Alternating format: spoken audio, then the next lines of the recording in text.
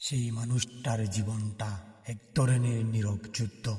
বাইরে থেকে দেখলে মনে হয় সব ঠিক আছে, সে কাজ করছে, হাসছে, কথা বলছে, কিন্তু ভিতরে ভিতরে সে ধীরে ধীরে ফাঁকা হয়ে যায়। শখগুলো এক সময় হারিয়ে যায়, কারণ শখের জন্য সময় নাই, মন নাই। শখগুলো এক সময় নিঃশব্দ হয়ে যায়, কারণ কাদার মতো কাঁদ নাই, শোনার মতো কেউ নাই। তার চুপ করে থাকা কোনো অভিযোগ না, কোনো নাটক না, এটা ক্লান্তি। বারবার নিজেকে বুঝাতে বুঝাতে ক্লান্ত হয়ে যাওয়া। সে আর কাউকে কিছু বলতে চায় না, কারণ সে জানে সবাই শুনবে, কিন্তু খুব কম মানুষই বুঝবে। তাই সেই চুপ হয়ে যায়, ধীরে ধীরে গভীরভাবে ভিতর থেকে একদম চুপ।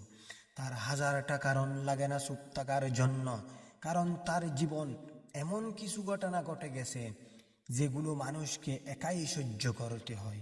তবুও সে থেমে যায় নাই, কারণ তার থেমে যাওয়ার সুযোগ নাই। তার পিছনে একটা পরিবার দাঁড়িয়ে আছে।